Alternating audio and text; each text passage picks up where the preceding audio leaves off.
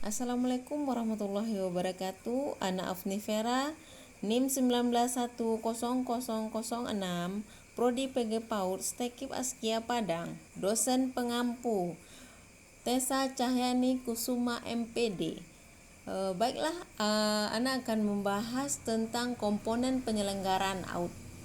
PAUD merupakan salah satu jenjang yang paling strategis serta menentukan perjalanan dan masa depan anak secara keseluruhan, serta akan menjadi pondasi bagi penyiapan anak memasuki pendidikan dasar, pendidikan menengah, dan pendidikan tinggi, bahkan akan mewarnai seluruh kehidupannya kelak di masyarakat. Baiklah, sekarang kita akan membahas komponen penyelenggaraan PAUD.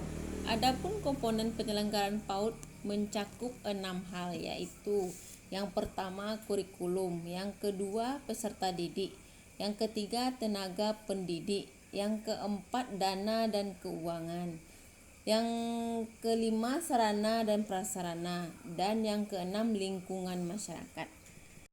Komponen pertama yaitu kurikulum. Kurikulum pada PAUD mengacu pada Permen Nomor 58 Tahun 2009 tentang Standar Pendidikan Anak Usia Dini.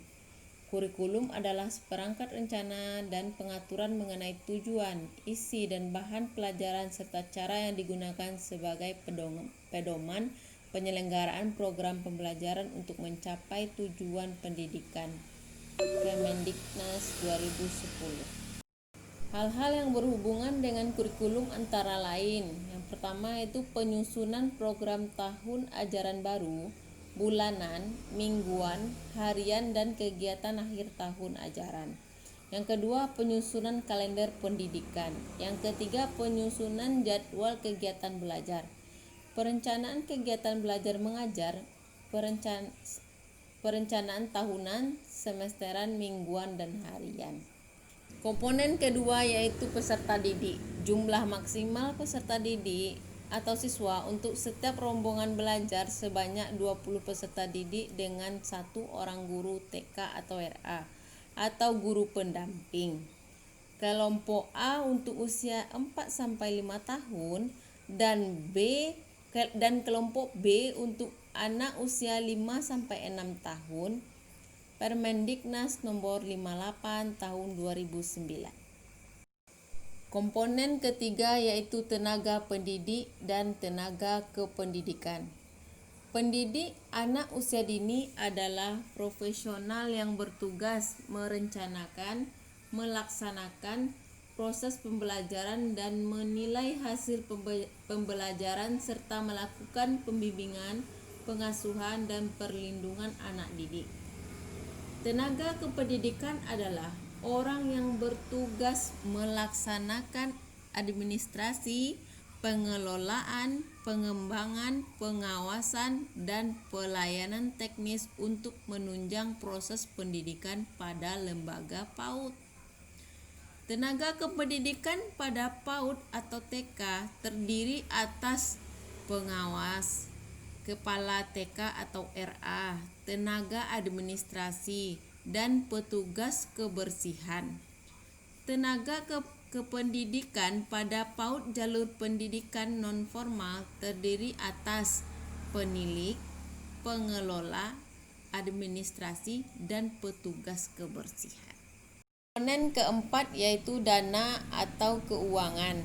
Dana atau keuangan dalam penyelenggaraan dan pengembangan lembaga PAUD harus dikelola secara baik dan transparan. Komponen kelima yaitu sarana dan prasarana. Sarana dan prasarana adalah perlengkapan untuk mendukung penyelenggaraan kegiatan pendidikan, pengasuhan, dan perlindungan. Pengadaan sarana dan prasarana perlu disesuaikan dengan jumlah anak, kondisi sosial, budaya, dan jenis layanan PAUD. Sarana merupakan kelengkapan yang penting dalam penyelenggaraan PAUD, yang meliputi perabot dan alat peraga atau alat permainan. Sarana untuk pembelajaran dapat dibedakan menjadi sarana di dalam ruangan atau indoor dan sarana di luar ruangan atau outdoor. Komponen keenam yaitu lingkungan masyarakat atau kemitraan. Hubungan lembaga PAUD atau TK dengan masyarakat dapat diartikan sebagai proses komunikasi antara TK dan masyarakat untuk membentuk pengertian dan kesadaran mereka tentang pentingnya pendidikan, sehingga mereka terdorong untuk bekerja sama dengan lembaga TK untuk memajukan lembaga TK. Selain 6 komponen penyelenggaraan AUD di atas, juga perlu adanya manajemen dan proses belajar mengajar, yaitu pertama, perencanaan, yang kedua, pelaksanaan, yang ketiga, evaluasi. Perencanaan di sini yaitu tahap sebelum pengajaran. Dalam tahap ini, guru harus menyusun program tahunan pelaksanaan kurikulum, program semester atau catur bulan pelaksanaan kurikulum, program satuan pelajaran dan perencanaan program mengajar. Yang kedua, pelaksanaan di sini tahap pengajarannya. Dalam tahap ini berlangsung interaksi antara guru dengan siswa, siswa dengan siswa, siswa grup atau siswa individual. Rentangan interaksi ini berada di antara dua kutub yang ekstrim, yaitu suatu kegiatan yang berpusat pada guru dan siswa. Yang ketiga, evaluasi.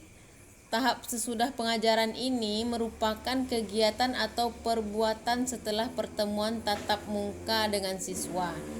Perbuatan guru diantaranya menilai pekerjaan siswa, membuat perencanaan untuk pertemuan berikutnya, menilai kembali proses belajar mengajar yang telah berlangsung. Jadi kesimpulannya adalah dalam rangka tercapainya tujuan institusionalnya, PAUD Taman Kanak-kanak harus memiliki program belajar atau permainan yang edukatif, tenaga profesional dan fasilitas yang memadai serta selalu dalam kondisi yang siap pakai. Penyelenggaraan pendidikan AUD juga harus memiliki manajemen yang jelas agar pendidikan PAUD dapat dilakukan secara efektif, efisien, produktif, dan akuntabel. Sekian dari Ana. Terima kasih. Assalamualaikum warahmatullahi wabarakatuh.